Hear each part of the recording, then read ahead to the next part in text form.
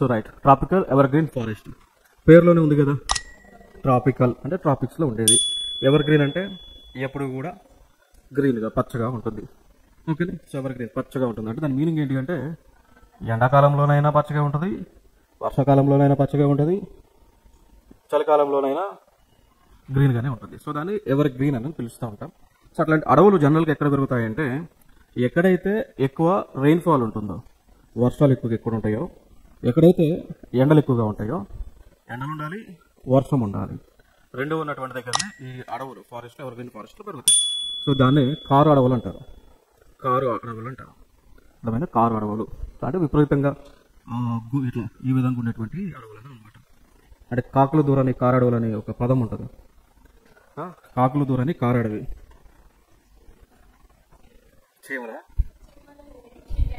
చీమల దూరాన్ని చిట్టడవి, కాకుల దూరాన్ని కారు అడవి అంటే ఇవి అన్నట్టు.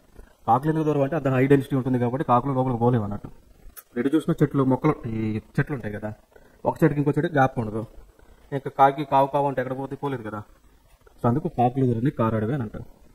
ఓకే, సో అట్లే we can call it as tropical ever green forest. ఒకటే మైండ్లో పెట్టుకోవాలి. సో ఇట్లాంటి ఫారెస్ట్ పెరగాలి అంటే రెయిన్ఫాల్ చాలా ఎక్కువగా ఉండాలి. సో టెంపరేచర్ కూడా ఎక్కువగా ఉండాలి. సో రెయిన్ఫాల్ ఎంత ఎక్కువగా ఉండాలి అంటే greater than 250 centimetres per year. అంతే, ఖచ్చితంగా ఎంత ఉండాలంటే ఉండొచ్చు ఉండకపోవచ్చు. పాయింట్ అర్థమైంది కదా. ఉండొచ్చు ఉండకపోవచ్చు, ఇంకెక్కువైనా ఉండొచ్చు. కొంచెం అటు ఇటు ఉన్న నష్టం లేదు, కొంచెం ఎక్కువ నష్టం లేదు. ఎగ్జాక్ట్గా ఇంత ఫిగర్ ఉన్నది లేదు. ఓకే, లైక్ కొన్ని ఎగ్జామ్స్లో మీకు more than 200 centimetres per year అంటాడు. ఉండొచ్చు కదా. ఇది గ్రేటర్ దాన్ 250, ఎక్కువ 250 కూడా పైకి ఉండొచ్చు. సో అది ఇచ్చిన ఆప్షన్స్ని బట్టి చూస్ చేసుకోండి. సో ఇక్కడ అసలు డ్రై సీజనే ఉండదు. ఎగ్జాంపుల్ నార్త్ ఈస్ట్, సో ఈశాన్య రాష్ట్రాల్లో ఉన్నటువంటి అడవులు, వెస్టర్న్ ఘాట్స్లో ఉన్నటువంటి అడవులు, అండమాన్ నికోబార్ అడవులు, అండమాన్ నికోబార్లో ఉన్న అడవులు ఎప్పటికీ కూడా పచ్చగానే ఉంటాయి.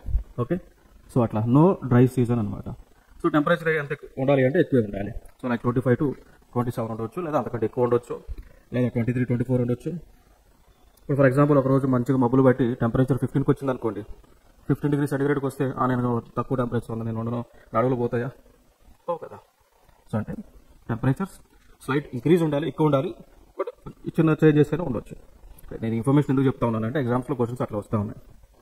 అంటే రెలవెంట్ టెంపరేచర్, రెలవెంట్ రైన్ఫాల్ దగ్గర మనం చూస్ చేసుకోవాలి. ఓకేనా. సో అట్లా మీరు మైండ్లో గుర్తుపెట్టుకోవాల్సిన అంశం ఏంటి అంటే ట్రాపికల్ ఎవర్ గ్రీన్ ఫారెస్ట్ అంటే rainfall will be high, rainfall high ఉంటుంది, టెంపరేచర్ కూడా హై ఉంటుందని గుర్తుపెట్టుకోవాలి. ఈ రెండు ఫ్యాక్టర్స్ ఇంపార్టెంట్. సో రెయిన్ఫాల్ ఎక్కువ ఉన్నప్పుడు ఆటోమేటిక్గా హ్యూమిడిటీ, సో దాన్ని తేమ శాతం అంటాం, గాలిలో ఉన్నటువంటి తేమ శాతం అది కూడా ఎక్కువగానే ఉంటుంది. సో లైక్ 77%, 75%, 80%, 90% అట్లా ఉండొచ్చు.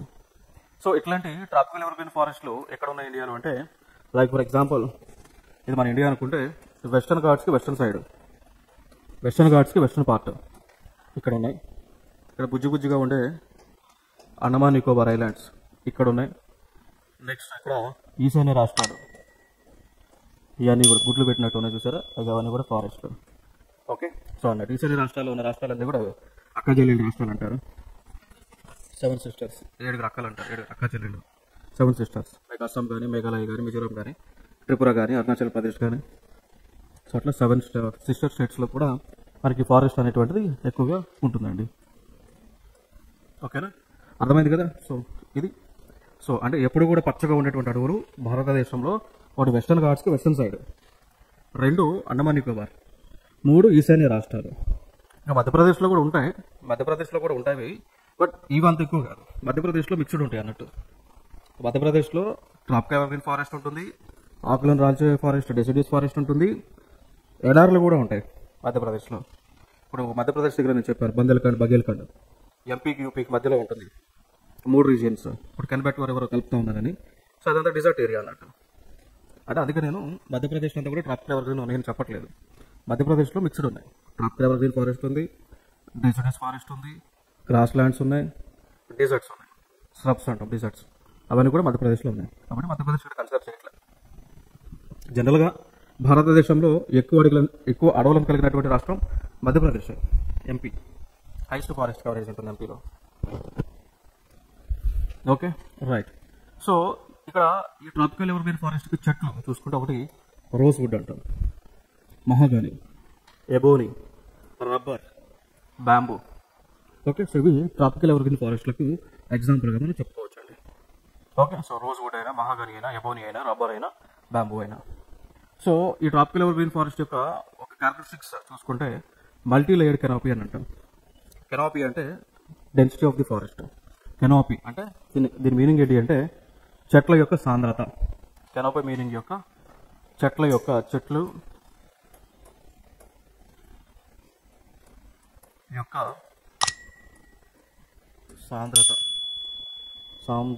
సాంద్రత దావుతుంటుందో లేదో చూడండి, సాంద్రత. ఓకే, సో చెట్ల యొక్క సాంద్రత అంటే డెన్సిటీ అనమాట. అంటే చెట్లు దట్టంగా ఉంటుంది చూసారా, దట్టంగా ఉంటే హై కెనాపీ అని అంటాం. కెనాపీ అనేటువంటి meaning density of the forest ఎక్కువగా ఉండటం. సో అట్లా ఇక్కడ మనకి ట్రాపికల్ ఎవర్గ్రీన్ ఫారెస్ట్లో ఏముంటుందంటే మల్టీ లేయర్డ్ కెనాపీ ఉంటుంది. సో మల్టీ లేయర్డ్ కెనాపీ అంటే ఏంటి అంటే ఇప్పుడు ఫర్ ఎగ్జాంపుల్ కొన్ని చెట్లు ఏమో ఇంత హైట్ ఉంటాయి. ఇప్పుడు చెట్లన్నీ ఒకే ఏజ్లో పెరిగినాయి కాదు కదా, ఇప్పుడు మనుషులందరూ కూడా ఒకే టైంలో పుట్టిన వాళ్ళు కాదు కదా. ఎప్పుడో 5 సంవత్సరాల క్రితం పుట్టి అందరూ ఒకసారి పుట్టి ఇప్పుడు అందరికి 5 సంవత్సరాలు లేదు కదా. సో డిఫరెన్స్, ఒకరికి 1 సంవత్సరం, ఒకరికి 2 సంవత్సరం, ఒకరికి 3 సంవత్సరం, ఇంకోటి పుట్టలేదు, ఇంకోళ్ళు పుడతా ఉన్నారు రేపు. సో అట్లా డిఫరెన్స్ ఉంటుంది కదా. సో అట్లా ఈ చెట్లకు కూడా అంతే ఉంటుంది. అంటే కొన్ని ఇంత ఏజ్, కొన్ని ఇంత హైట్, ఇంత హైట్, కొన్ని ఎంత హైట్, కొన్ని 200 మీటర్స్ ఉంటాయి. ఒక్కొక్క చెట్టు 200 మీటర్ల ఎత్తు ఉంటాయి అనమాట. ఇట్లా చూసినా మనకు కనపడదు ఎంత హైట్ ఉంటాయి. 150 to 200 మీటర్స్ హైట్కి చెట్లు పెరుగుతాయి.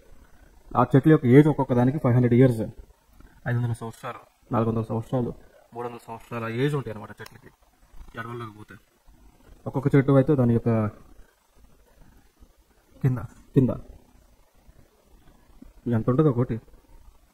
నార్త్ ఈస్ట్కి పోయినప్పుడు చూసా, అక్కడి నుంచి ఇదంతా చూసారా, దాని కింద చెట్టు బాటం కింద ఉంటుంది చూసారు కదా, దాని రౌండ్ ఇంత పెద్దగా ఉంటాయి అవి. ఒక చెట్టే మళ్ళీ అంత పెద్దగా ఉంటాయి. అంటే ఎప్పుడో 500 ఇయర్స్, 300-400 ఇయర్స్ ఎప్పుడో అవి, ఎప్పుడూ కాదు అవి. పెరుగుతూ ఉన్నాయి, ఎందుకంటే ఎవరు డిస్టర్బ్ చేయరు కదా, పట్టలేదు పెరుగుతూ ఉంటాయి అన్నట్టు. Okay, next so evergreen. So leaves stayed at different times అండి. సో జనరల్గా ఏంటి అంటే ఇక్కడ కొన్ని చెట్లు ఆకులు రాల్చినా కానీ, సో అంటే అట్ ఏ టైం అయితే రాల్చరు అన్నీ కూడా. కొన్ని ఏమో ఈ నెలలో, కొన్ని ఏమో ఇంకో నెలలో ఆకులు రాలుస్తూ ఉంటాయి. Next dense and difficult to penetrate అండి. సో ఈ అడవులన్నీ కూడా చాలా దట్టంగా ఉంటాయి. సో కాకులే దూరం, మనుషులు ఎట్లా దూరుతుంటారు, సో అట్లాంటి అడవులు అనమాట. Difficult to penetrate and rich in biodiversity. అంటే లైక్ అడవులు ఏవైతున్నాయో సో రకరకాల చెట్లు ఉంటూ ఉంటాయి. దాంతోపాటు రకరకాలైనటువంటి జంతువులు కూడా ఉంటూ ఉంటాయి. ఈ అడవులలో రకరకాలైనటువంటి జంతువులు ఉంటూ ఉంటాయి. ఓకే, సో అది ట్రాపికల్ ఎవర్గ్రీన్ ఫారెస్ట్కి సంబంధించిన